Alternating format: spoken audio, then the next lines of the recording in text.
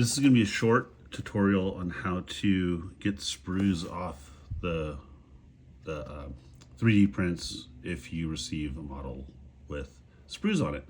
A lot of times I will do this for handrails or ship it this way with handrails because it keeps them intact and strong. But obviously when you look at this, it's very kind of, I guess you could say, confusing. And also the model may get a little bit brittle, so when you go to snip the sprues off, they can actually break the part you're trying to save. So like, you know, there's one sprue, this is a post for the railing. So as you start looking in here, it gets kind of really confusing.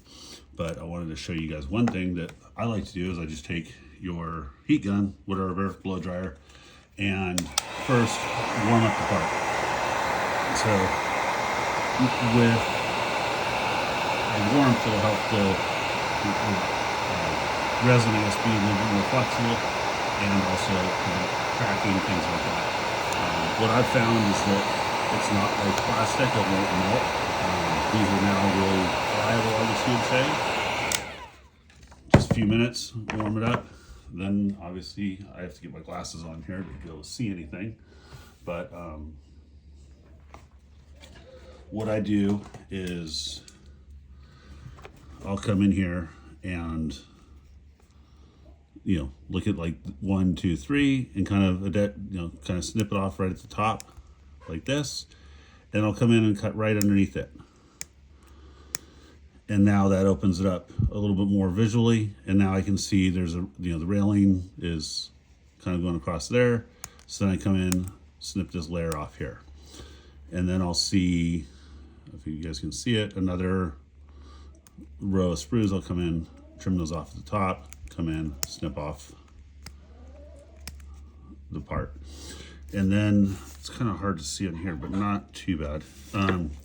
You can see here the sprues will be thicker and then taper down to a point, and that will be your identification of where that would be snipped off right at the base there. I hope that's visually seen on here. I'll try to zoom in a little bit here or pull it closer, but you can see how the part has kind of got a taper to it. And then when I get into a heavy area like this where you can't really tell what's going on, I'll come in and once you clean up all the areas you can, you can come in at the base and remove these guys. So now we're really starting to kind of see the part materialize. Again, I know there's a railing that comes along here that you can see, kind of moving it around from the top. You can see it a little bit better. So I'll come in right at the base and just clip these off. And then, like I said, as you can't really see, I'll continue to, I guess, trim it off at the base as far as you can, because that way I know I won't be clipping the piece itself, I guess you say. This one's actually got a diagonal support in here just to help things up.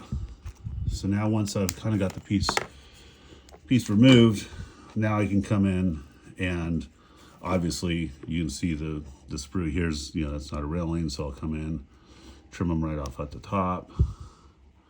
And then again, what I like to do is just once I trim them, clip them a little bit lower just to know that they're disconnected. And then here I can see another little connection with the sprue. So I'll take that one off. And then as we continue just to slowly go around the part, you'll start seeing it materialize where some of them will just pop right off like that. And now, looks like I got them all. Oh, no, there's one more right here. So, okay.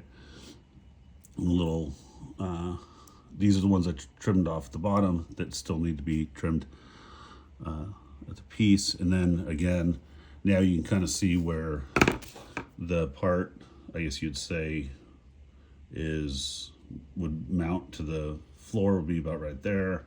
So obviously I'm going to come in and trim off each of these sprues. And then for instance here, this part of the railing comes down and curves, so I know that's not part of the the sprue, I guess you'd say, or the support. I call them actually sprues, but I guess they're, I don't know what their official name is, but they're the supports when you do a 3D print to hold the model as it prints, I guess you would say.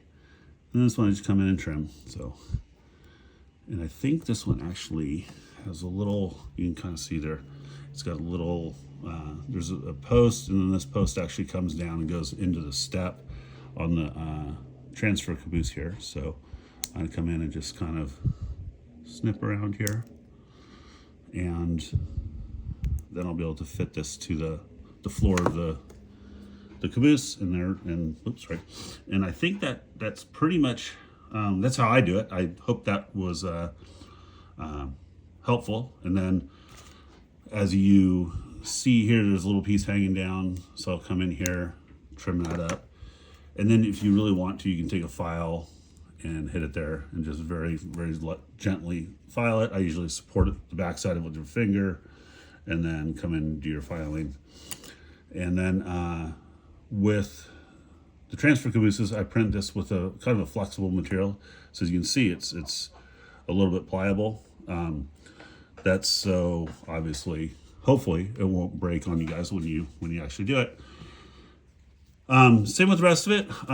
The end pieces, usually I'll come in with these and clip them all off at the bottom. Again, it's still, see, it's much more rigid. So what I would do here is hit it with the heat gun. I'm trying to show you guys that I'm overheating it, but you can see the part starting to wiggle around a little bit. This could actually cause minor warping. Usually it'll go right back to its appropriate state, but now, now you can see it's really flexible. But actually, that made it take off all the sprues. So again, I wouldn't go that aggressive. That was kind of an extreme point, but here's the better part where this is pliable, still a little pliable. But again, I always prefer to come in, cut all these off the bottom if you can. Once it's slightly warm.